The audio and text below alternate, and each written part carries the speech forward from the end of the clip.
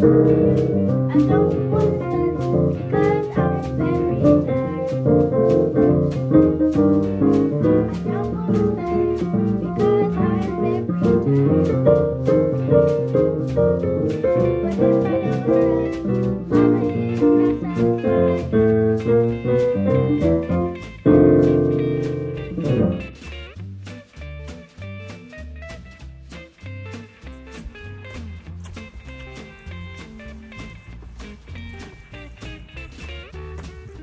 Oh my God, I need Common Core in my life. I need those classes. Beautiful. Really nice. The Nintendo Switch. All right, we're finishing up another day at Corona Care Academy, and one of our students is going to tell us what she learned today. We did gym, health, reading, math, and arts and crafts. I'll show you what.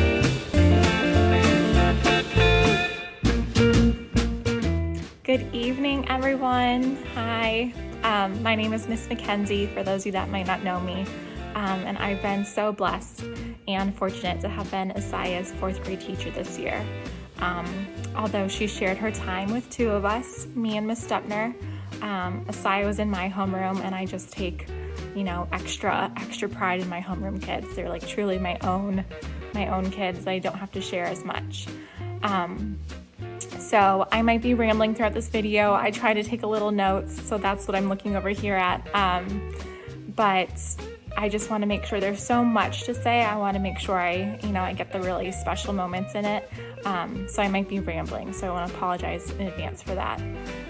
But I need to start off and give Dad a shout out, because the idea behind this Corona Care Academy is just simply awesome. And I'm not gonna lie, I'm a little envious and jealous that I did not trademark this idea or the name myself. It's pretty awesome.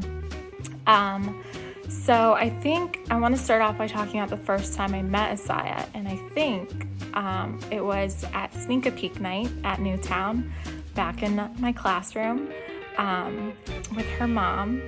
And Asaya came in with Mom, and what normally kind of starts off as this shy, usually like awkward nervousness of a student meeting their teacher for this first time quickly turned into this full-fledged conversation of all of her friends, who her friends were from last year, who she still knew, asking me for a roster.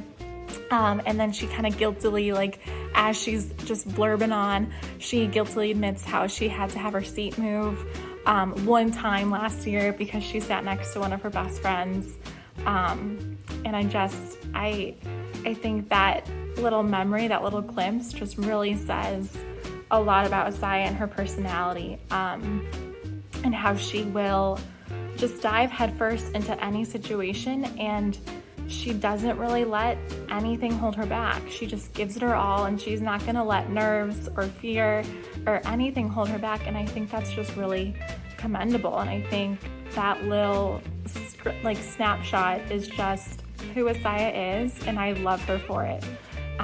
So that was my first interaction with little Miss, spunky Asaya. But I've been at Newtown myself for 4 years. I taught 5th grade for the first 3, and then at the beginning of this year, or the end of that 3rd year, I decided to move down to 4th grade. And as a new 4th grade teacher, I truly could not have asked for a better class to kind of have given me that validation behind making the right decision of moving and switching grade levels. And Asaya is a huge influence on making this class as special as they are. So I want to thank her for that. Another thing that I love about Asaya is our morning conversations. She'd always kind of come in down the hallway all wide-eyed and cheery, and her desk towards the end happened to be closer to mine. And so whenever she would be, taking her chair off to get ready for the day, she would take her chair down, and she'd always kind of set her binders and folders on my desk. And she'd always kind of look back at me, and I might have raised one eyebrow, girl, what you doing? And she'd proceed to tell me, don't worry, I'm gonna come back and get it. And Asaya would go on, go to her book bin, go to another table, me gathering all of her things that she needed for the day, and of course, have a little few conversations and good mornings to her friends. And she would come back and get the things, but there would always be this one, pencil pouch, diary, book left astray on my desk. And I would always just remember reminding her as we were lined up ready to switch, Asaya, oh man. And I just think her transparency and how she is always herself, just unapologetically, it truly just makes me love her and just laugh at those moments. But I don't know why those morning memories just make me smile and kind of chuckle to myself, but that is something that I will definitely be taking away from our time together. But getting to the really important things, about her academics and her family this year. I've always kind of bragged about her a lot throughout this remote learning time. It's been an immense challenge for a teacher like me who really does feed off of student feedback and just the morale that we can really develop in our classroom environments. We can be sarcastic with each other, we joke around, and just really having that banter that you get from a real school environment has been greatly missed. But Asaya has just truly been a boss throughout this whole remote learning time, and she really is a student that is in it for the actual education, and she's not someone who is just trying to complete things and turn them in just to be done. She is constantly in and out of office hours, and just really looking out for herself, and takes pride in her own work and wants to make sure that she is really understanding everything for her own self and her own future. And that, especially coming from a young age, for something that I think absolutely has been influenced by her parents, but is also a huge intrinsic motivator from her, that's really, truly admirable, appreciated, and respected. So I want to thank Asaya for that. And I also need to give her parents a shout out. It is always so refreshing to not only have a set of parents who are so appreciative towards their child's teacher, but you guys also know Asaya, their whole child and everything that is all encompassing in her, her strengths, her weaknesses, her quirks. And I feel like when parents have that honest and authentic understanding about who their child is, we're really able to, collaborate more effectively together and help them grow to their fullest potential as a team. And I really feel like we've done that together this year.